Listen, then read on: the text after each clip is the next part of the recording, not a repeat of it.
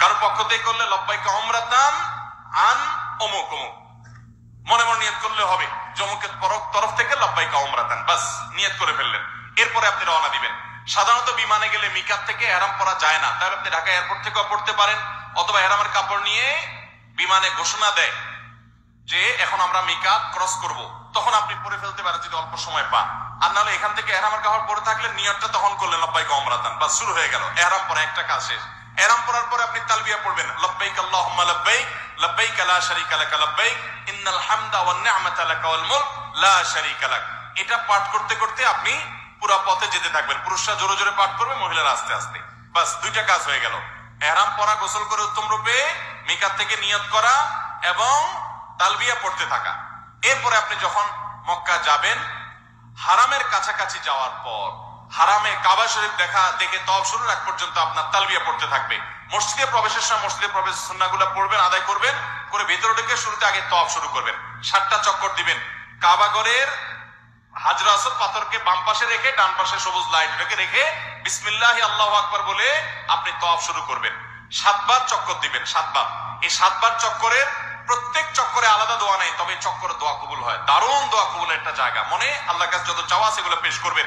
এবং আপনি রুকনে ইয়ামানি বলে কাবার 4টা কোণার একটা কোণাকে, অর্থাৎ হাজর আসওয়াদ পাথর যে কোণা তার আগের যে কোণাটা আছে তওয়াফ করতে যেটা তার আগে পড়বে ওইটাকে রুকনে ইয়ামানি বলে। ওই কোণা থেকে হাজর আসওয়াদ পাথর কোণা, এই দুটার মাঝখানে একটা দোয়া আছে, রব্বানা আতিনা ফিদ দুনিয়া হাসানা ওয়া ফিল আখিরাতি হাসানা ওয়া কিনা আযাবান নার।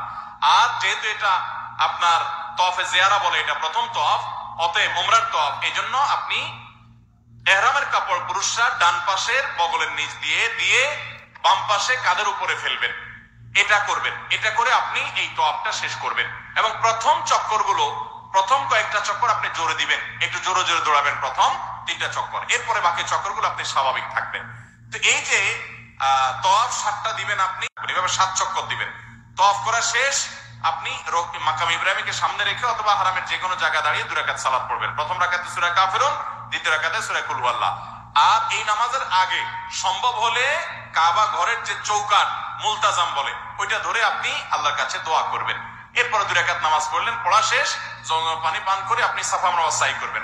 পড়বেন যে ইন্নাস সাফা ওয়াল মারওয়া তাবা'তামারা ফালা জুনাহা আলাইহি আন ইয়াতাওয়াফা বিহিমা।